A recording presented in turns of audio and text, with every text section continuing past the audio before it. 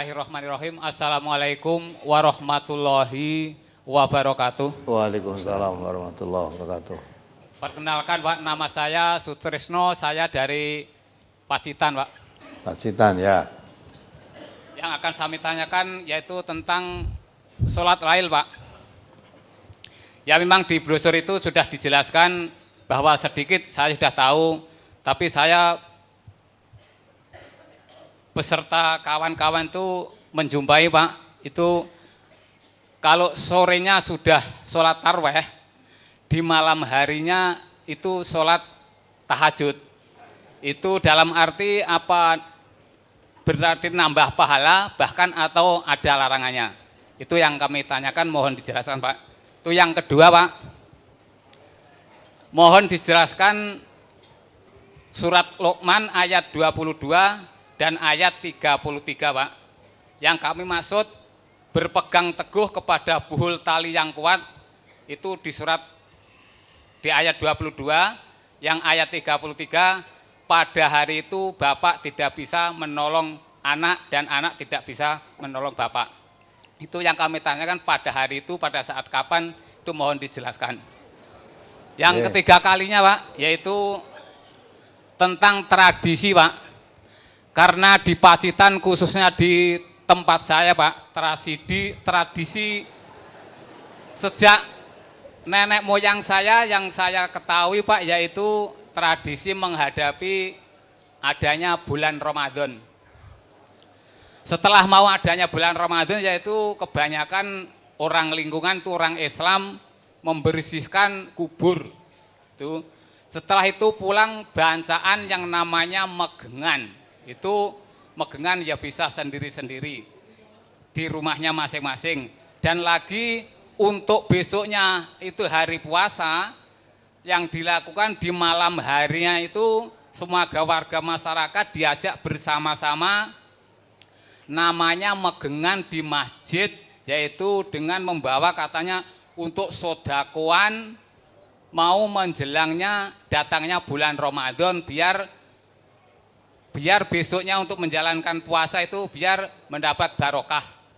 Itu yang saya tanyakan, mohon dijelaskan Pak, karena kemungkinan ini ada tetangga saya yang sedang melihat TV di kampung saya, agar sedikit demi sedikit itu dari penjelasan Bapak nanti akan bisa berubah. Dan selanjutnya Pak, ini ada titipan dari Cilacap mau menyampaikan, yaitu keinginan Pak, nanti mohon diberi waktu. Terima kasih atas jawaban atas pertanyaan dari saya yang dari Pacitan. Assalamualaikum warahmatullahi wabarakatuh. Waalaikumsalam. Jadi kalau sore sudah taraweh, malam tahajud, itu apa ada tuntunannya yang begitu itu? Saya yakin sorenya pun tidak taraweh itu. Ya. Taraweh dalam pengertian taraweh tadi loh. Santai, rileks, ganggu istirahat panjang. Jadi sebetulnya sholat taraweh itu sendiri itu sebenarnya tidak ada. Nabi tidak menjaga sholat taraweh itu tidak. Hanya karena melihat prakteknya. Prakteknya Nabi sholatnya itu santai, rileks, istirahat panjang. Nah terus sampai yang mengatakan sholatnya Nabi itu rileks banget, tarweh. Dan bahasa Arabnya disebut taraweh. Nah kalau sorenya tadi apa yang nganggo tarweh tenan, apa ya istirahat panjang. Ya. Nah, gitu. Nah terus kalau taraweh betul sampai berapa kali sholatnya tadi, kalau sholat malam tadi. Ya, kalau taraweh itu memang di bulan Ramadan isinya. Kalau di luar Ramadan tahajud. Nah sekarang wis nganggo tarawih, nganggo tahajud kan lain. Punya sholat tarawih dan tahajud tidak ada bedanya. Hanya sholat tarawih itu dikerjakan di bulan Ramadan, dikerjakan dengan santai, rileks, istirahat panjang gitu lah. Nah kalau sholat tahajud dikerjakan di luar bulan Ramadan, berarti dicampur aduk tuh antara Ramadan dengan tidak Ramadan. Terus sholatnya tarawih tadi berapa rakaat, tahajudnya berapa rakaat. Kalau mengikuti Nabi, Nabi itu sholat malam baik di dalam maupun di luar Ramadan tidak lebih dari 11 rakaat. Kalau mau mengikuti Nabi. Nah itu. Ya mudah-mudahan bisa dipahami. Kemudian yang kedua, coba dibaca ayatnya, surat Luqman. Surat Luqman nomor surat 31 ayat 22. Wa may yuslim wajhahu ilallahi wa huwa muhsinu faqad istamsaka bil urwatil wusqa wa ilallahi aqibatul umur. Dan barang siapa yang menyerahkan dirinya kepada Allah sedang dia orang yang berbuat kebaikan, maka sesungguhnya ia telah berpegang kepada buhul tali yang kokoh, dan hanya kepada Allah lah kesudahan segala urusan. Jadi pegang buhul tali yang kokoh itu maksudnya dia itu orang yang berserah diri kepada Allah. Wa may yuslim wajhahu ilallah. Siapa berpegang teguh, tunduk patuh ya kepada Allah. Wa huwa muhsinun. Yaitu berbuat baik hanya karena mengharap ridhonya Allah, ya. Faqadis tamsaka bil urwatil wusqa. Dia telah pegang buhul tali yang tidak bisa dipatahkan, yang kuat. Ya, wa ilallah akibatul umur. Ya. Semua perkara nanti harus urusan kembalinya kepada Allah. Maka kalau orang yang sudah berpegang teguh kepada tali Allah, tunduk patuh kepada Allah, beramal soleh karena Allah, nah itu orang yang sudah punya pegangan yang kokoh, yang tidak akan sesat. Ya. Di hadis diterangkan, ya, atau di ayat lain diterangkan, fa imma ya'tiyannakum minni hudam famanitaba hudaya fala yadilu wala yasqa. Kalau petunjukku sudah datang kepadamu, barang siapa berpegang teguh petunjukku, maksudnya petunjuk Allah itu Al-Quran, ya, maka dijamin tidak sesat, tidak celaka. Maka siapa yang berpegang teguh pada Allah, tunduk patuh pada Allah, dia termasuk orang yang tidak sesat, tidak celaka. Selamat pasti. Ya. Nah kalau berpaling, tidak berpegang teguh pada Allah itu, ya, pasti akan mengalami kesesatan. Ya. Wa man arada an dzikri fa inna lahu ma'isyatan dongka wa nahsuruhu yaumal qiyamati a'ma. Tapi siapa yang berpaling dari peringatan Allah, tidak berpegang teguh, tidak tunduk patuh pada aturan Allah, pasti bakal menemui kesempitan hidup. Dan di akhirat nanti dikumpulkan Allah dalam keadaan buta. Ya, itu. Tuh maksud ayat itu. Terus yang satu lagi surat apa tadi? Luqman ayat 33. Ya. Ya ayyuhan nasu taqu rabbakum wakhshaw yawmal la yajzi walidun aw waladihi wala mauludun huwa jazin aw waladihi syai'a inna wa'dallahi haqqun fala taghurrannakumul hayatud dunya wala yaghurrannakum billahil gharur. Hai manusia, bertakwalah kepada Tuhanmu dan takutilah suatu hari yang pada hari itu seorang bapak tidak dapat menolong anaknya dan seorang anak tidak dapat pula menolong bapaknya sedikitpun. Sesungguhnya janji Allah adalah benar, maka janganlah sekali-kali kehidupan dunia memperdayakan kamu, dan jangan pula penipu setan memperdayakan kamu dalam mentaati Allah. Ya, udah kan? Yang ditanyakan apa? Pada hari itu gitu. Ya. Pada hari itu maksudnya hari apa? Hari kiamat nanti. Ya, atau kalau kita sudah meninggal. Kalau kita sudah meninggal, ya, bapak kita nggak bisa menolong kita, anak kita nggak bisa menolong kita.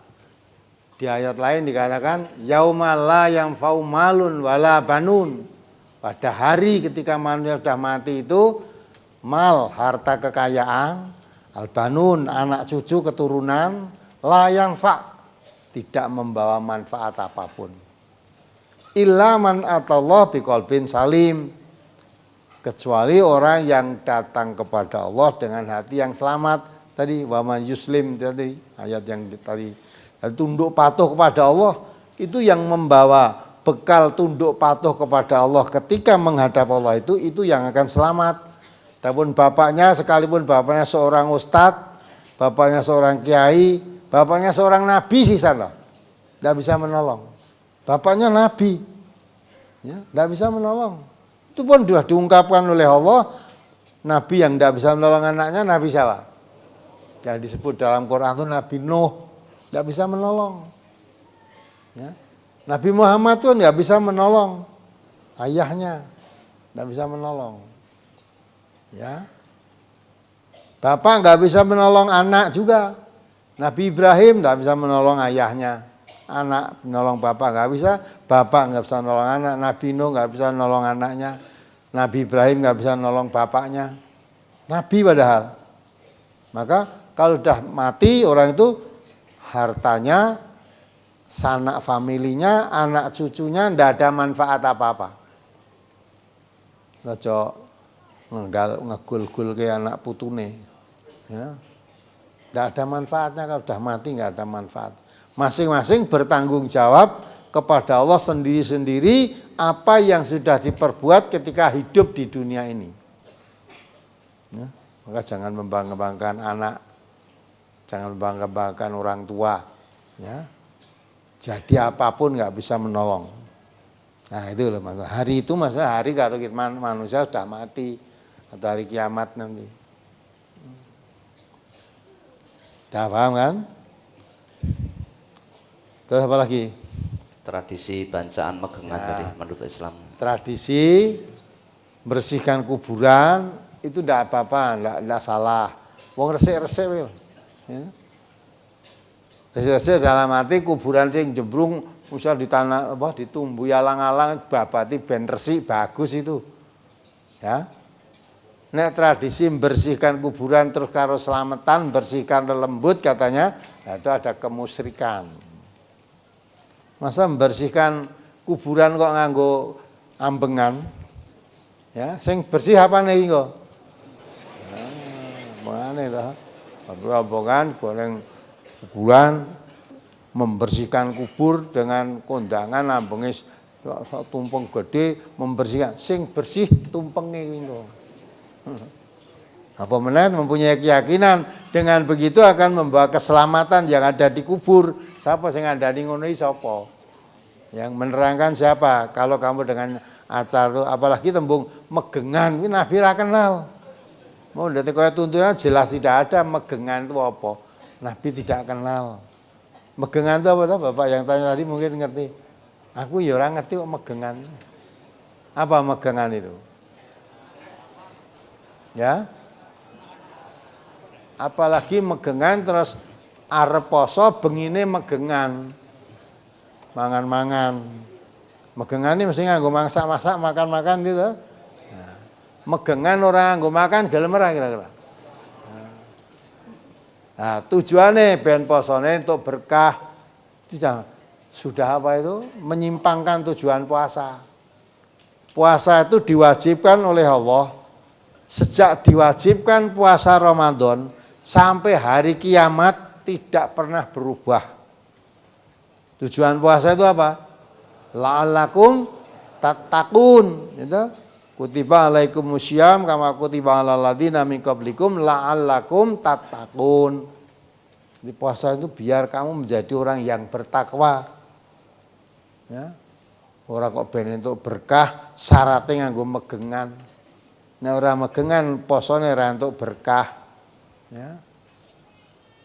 Apa ta? Wong poso 30 hari atau 29 hari tutuk aja belum tentu dapat berkah kok. Belum tentu dapat kesenangan. Kemarin ora megengan kuwi mau. Begitu, jadi syirik kita nanti. Jadi megengan itu dalam Islam tidak dikenal. Menyambut bulan puasa harus megengan. Ya, menyambut kedatangan bulan Ramadan itu rasa hati siap senang menerima kedatangannya bulan Ramadan. Ini bulan yang penuh berkah.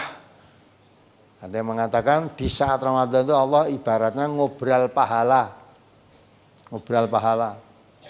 Maka Nabi kita mengatakan man shoma ramadhana imanan wa ihtisaban ghufira lahu ma taqaddama min dzambihi. Man shoma ramadhana, terus di hadis lain man qoma ramadhana imanan wa ihtisaban ghufira lahu ma taqaddama min dzambihi. Siapa yang puasa di bulan Ramadan didasari iman pada Allah, hanya mengharap pahala dari Allah, balasan dari Allah, diampuni semua dosa-dosanya.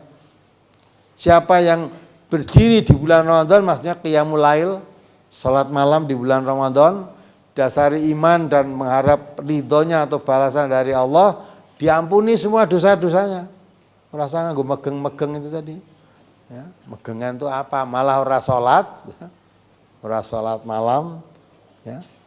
Biasanya tidak mendapat sampai tujuan puasanya, karena tujuan puasa sejak diwajibkan tidak pernah berubah sampai hari kiamat. Tujuannya satu, la'alakum tattaqun.